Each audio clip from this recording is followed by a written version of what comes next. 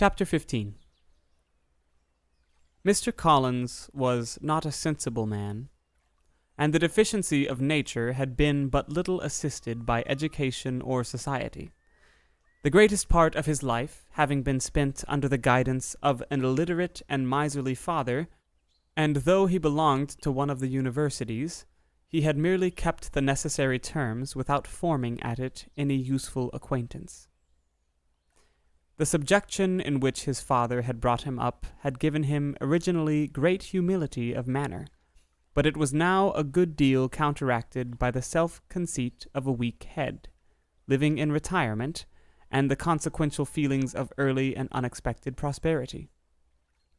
A fortunate chance had recommended him to Lady Catherine de Bourgh when the living of Hunsford was vacant, and the respect which he felt for her high rank, and his veneration for her as his patroness, mingling with a very good opinion of himself, of his authority as a clergyman, and his right as a rector, made him altogether a mixture of pride and obsequiousness, self-importance, and humility.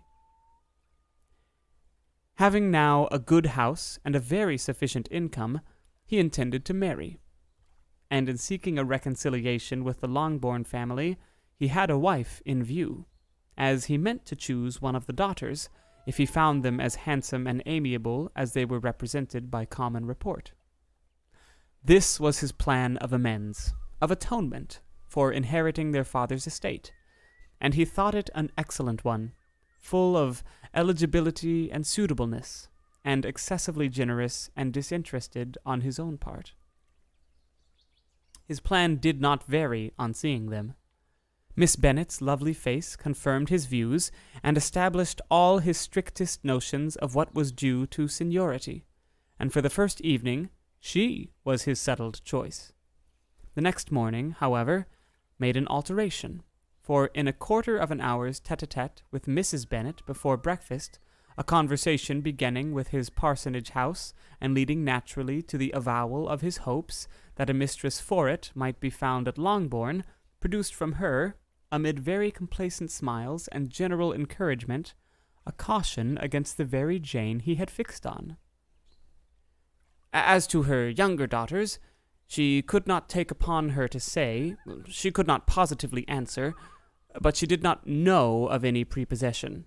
Her eldest daughter she must just mention, she felt it incumbent on her to hint, was likely to be very soon engaged. Mr. Collins had only to change from Jane to Elizabeth, and it was soon done while Mrs. Bennet was stirring the fire. Elizabeth, equally next to Jane in birth and beauty, succeeded her, of course. Mrs. Bennet treasured up the hint, and trusted that she might soon have 2 daughters married, and the man whom she could not bear to speak of the day before was now high in her good graces. Lydia's intention of walking to Meryton was not forgotten.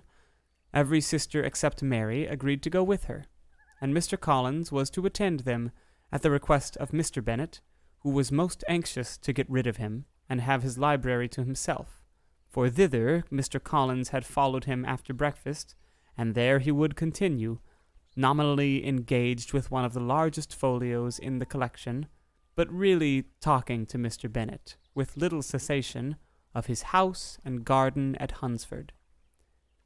Such doings discomposed Mr. Bennet exceedingly. In his library he had always been sure of leisure and tranquillity, and though prepared, as he told Elizabeth, to meet with folly and conceit in every other room in the house, he was used to be free from them there. His civility, therefore, was most prompt in inviting Mr. Collins to join his daughters in their walk, and Mr. Collins, being in fact much better fitted for a walker than a reader, was extremely well pleased to close his large book and go. In pompous nothings on his side, and civil assents on that of his cousins, their time passed till they entered Meryton. The attention of the younger ones was then no longer to be gained by him. Their eyes were immediately wandering up the street in quest of the officers, and nothing less than a very smart bonnet, indeed, or a really new muslin in a shop window, could recall them. But the attention of every lady was soon caught by a young man, whom they had never seen before, of most gentlemanlike appearance, walking with an officer on the other side of the way. The officer was the very Mr. Denny concerning whose return from London Lydia came to inquire, and he bowed as they passed. All were struck with the stranger's air, all wondered who he could be, and Kitty and Lydia, determined, if possible, to find out, led the way across the street, under pretense of wanting something in an opposite shop, and fortunately had just gained the pavement when the two gentlemen, turning back, had reached the same spot. Mr. Denny addressed them directly, and entreated permission to introduce his friend, Mr. Wickham, who had returned with him the day before from town, and, he was happy to say, had accepted a commission in their corps.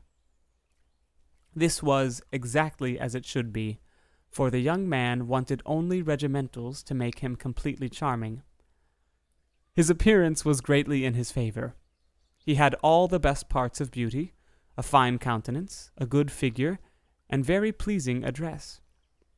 The introduction was followed up on his side by a happy readiness for conversation, a readiness at the same time perfectly correct and unassuming, and the whole party were still standing and talking together very agreeably when the sound of horses drew their notice, and Darcy and Bingley were seen riding down the street. On distinguishing the ladies of the group, the two gentlemen came directly towards them, and began the usual civilities. Bingley was the principal spokesman, and Miss Bennet the principal object. He was then, he said, on his way to Longbourn, on purpose to inquire after her. Mr. Darcy corroborated it with a bow, and was beginning to determine not to fix his eyes on Elizabeth, when they were suddenly arrested by the sight of the stranger. And Elizabeth, happening to see the countenance of both as they looked at each other, was all astonishment at the effect of the meeting. Both changed color. One looked white, the other red. Mr. Wickham, after a few moments, touched his hat, a salutation which Mr. Darcy just deigned to return.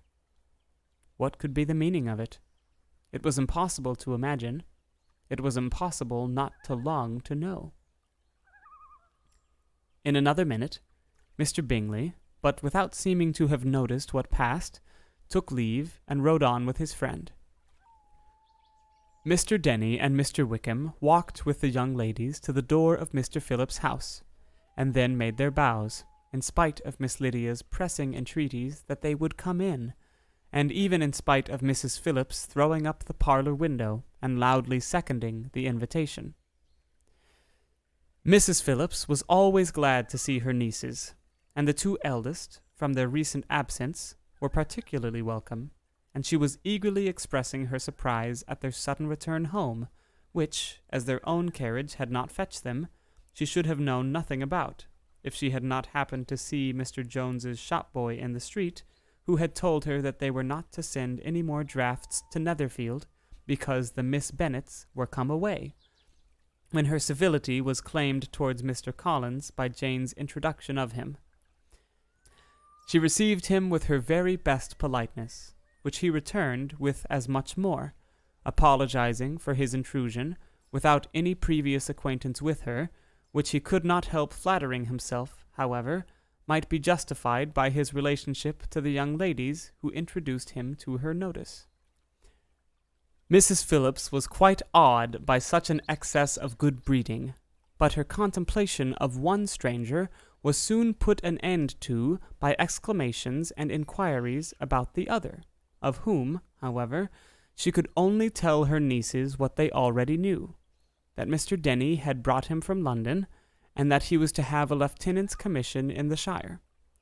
She had been watching him the last hour, she said, as he walked up and down the street, and had Mr. Wickham appeared, Kitty and Lydia would certainly have continued the occupation, but, unluckily, no one passed the windows now except a few of the officers, who, in comparison with the stranger, were become stupid, disagreeable fellows.